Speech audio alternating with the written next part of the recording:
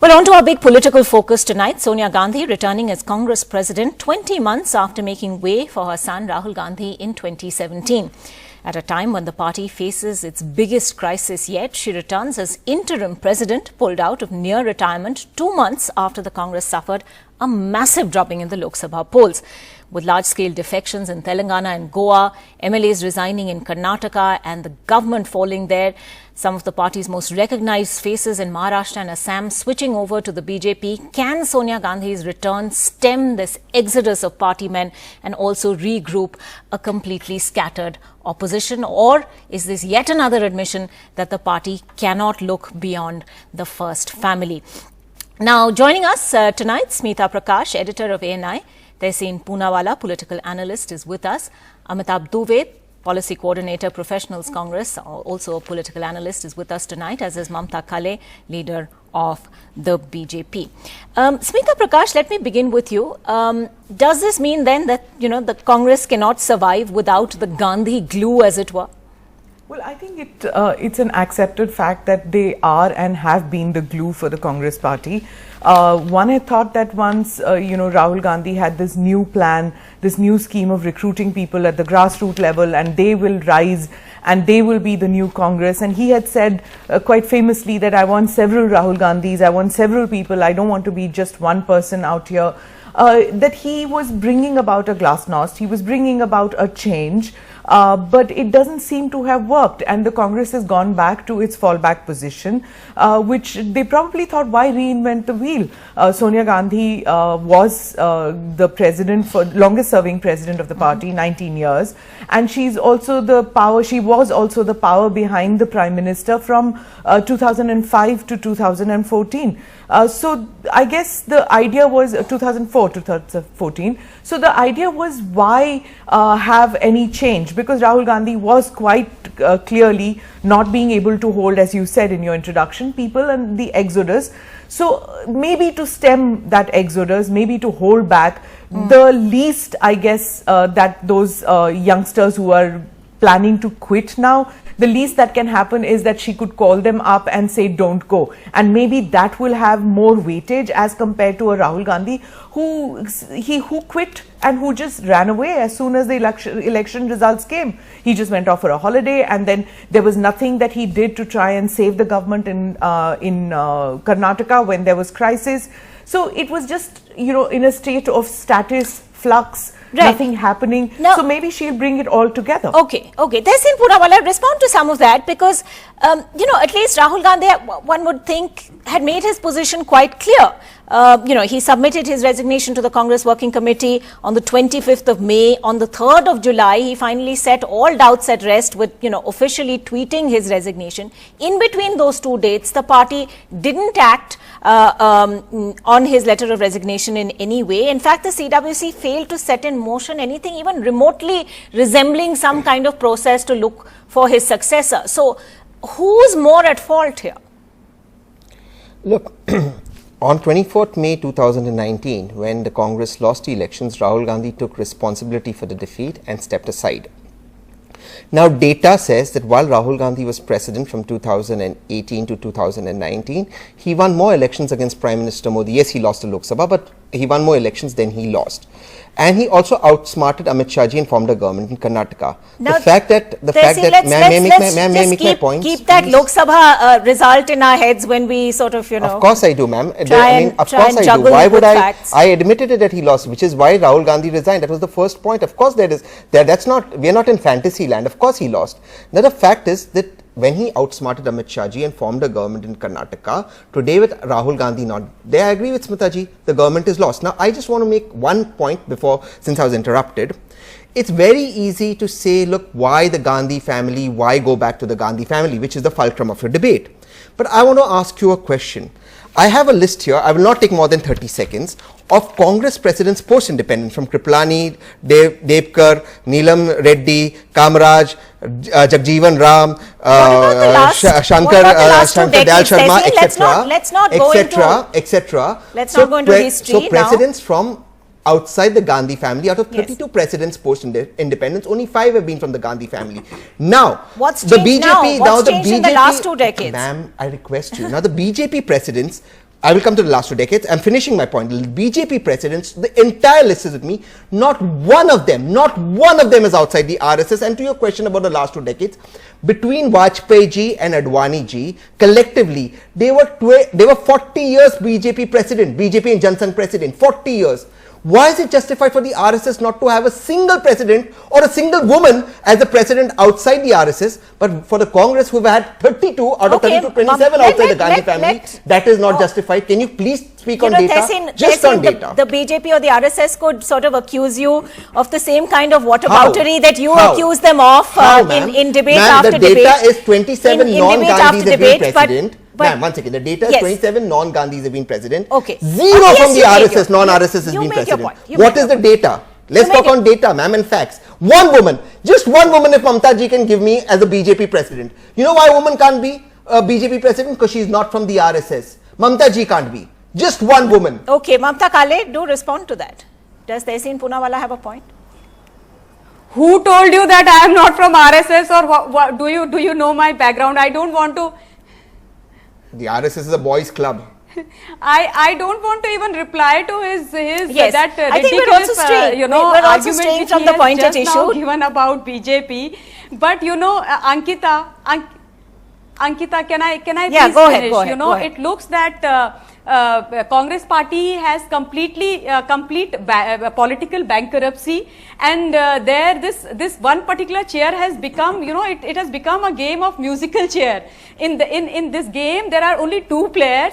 एक उठता है, दूसरा जाता है, and this is like Sonia Gandhi ji ने दूसरी सोनिया गांधी के आशीर्वाद लेकर के तीसरी सोनिया गांधी की सर्वसम्मति से चौथी सोनिया गांधी को आज फिर से अध्यक्ष बना दिया. So this was not a rocket science to find out or to understand, Ankita, that who's going to be the next president of Congress party. 2.5 months back, on your channel only, I had made it very clear that guys, wait and watch.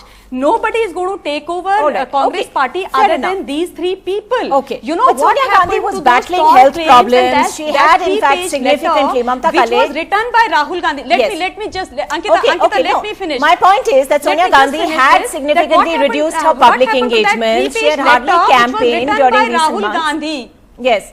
Let me bring in Amitabh Dubey also at this point.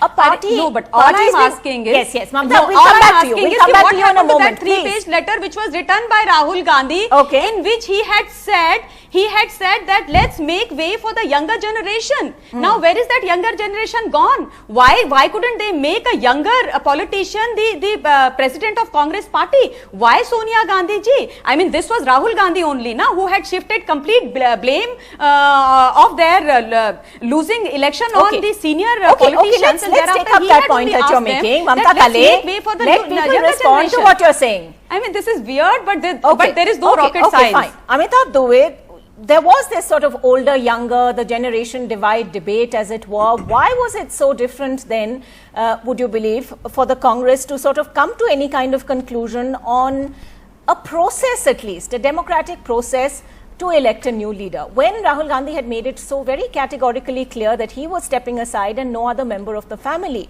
wanted to occupy that post either? Yeah, so you're absolutely right. He made it very clear in his letter that a process needs to be followed, and many people in the party have echoed that belief. If you look at the CWC resolution or the CWC announcement that Mrs. Gandhi would be the president, it very clearly specifies she's going to be interim president until a full-time new president is elected. So even the decision to appoint an interim president has reiterated the promise that there will be an electoral process. So I think criticism will be valid if then nothing happens. But for the moment, I think they have clearly signaled that this is going to be an electoral process in a way that I don't believe any other party follows. But having said that, Amitabh, what are the challenges that face the party? It's been headless for close to 3 months, 3 months which have seen, en masse defections, as it were. You've lost a government in one state. The Congress has, practically been obliterated in Telangana with resignations there. What is going to be the principal challenge for Sonia Gandhi, and how long is an interim president going to continue, and is she then going to preside over some kind of election process, selection process? What is it that we're likely to see? Look, there's no doubt that since the election result, there's been a relentless assault on the Congress party using money power, using bribery of various kinds by the BJP and by other parties to take away legislators, and some of them have obviously crumbled. But what I am not privy to the discussions obviously that went into this decision, but I think the sense is that some level of consolidation was needed. There are a number of state elections coming up. There are many appointments waiting to be made to PCCs. Many people have resigned from their posts. So I think this was a decision that is to consolidate, to play safe in the short run.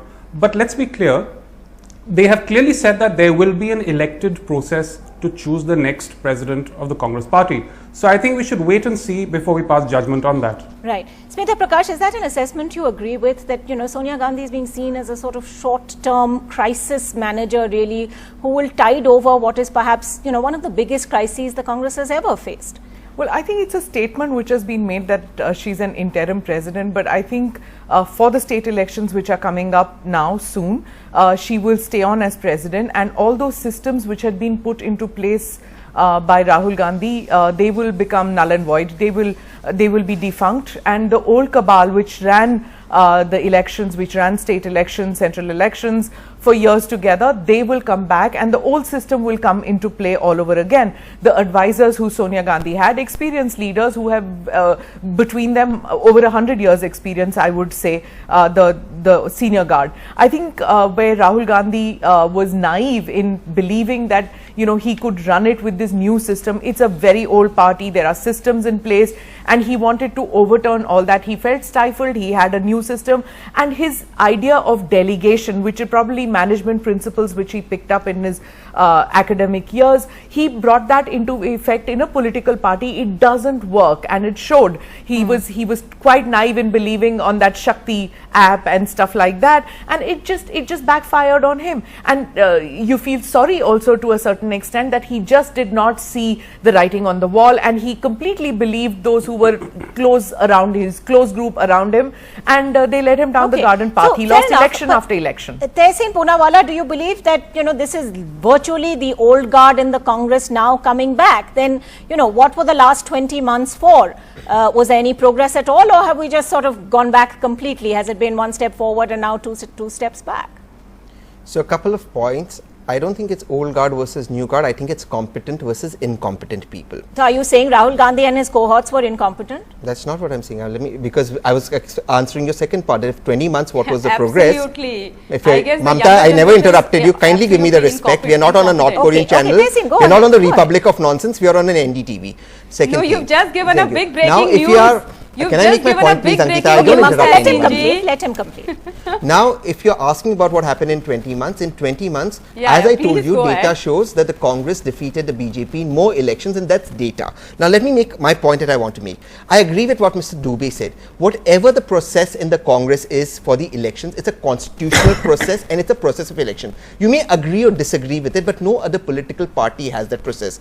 I would like to end by asking, can anybody on this panel give me a date where Rajnath Singh ji won an election to be president, Amit Shah sir won an election to be president, or Nadda ji, who's today, I don't know, acting interim, whatever, president of the BJP, won an election, and if he did, can Nadda ji take one decision against Mr. Amit Shah or Modi? At the end of the day, there was, even in the Congress, Smita ji covered it, Jyotiraditya had a different point of view, Captain Saab had a different point of view. It is only the Congress historically, from Gandhi's time, Gandhi and Nehru had different points of view, Nehru and Ambedkar had, Gandhi and Ambedkar had, from that point to Sonia ji and Manmohan Singh ji, to today, allows for diverse point of view. And I think that is democracy and it's beautiful and must be celebrated. I don't see why we should be condemned for a party which out of 32 presidents since independence has had 27 non-Gandhi, and before independence has had only 2 Gandhi family Nehru people but as again, president. you haven't be responded to not insulted. Whether things are somewhat different in the last 2 decades or so.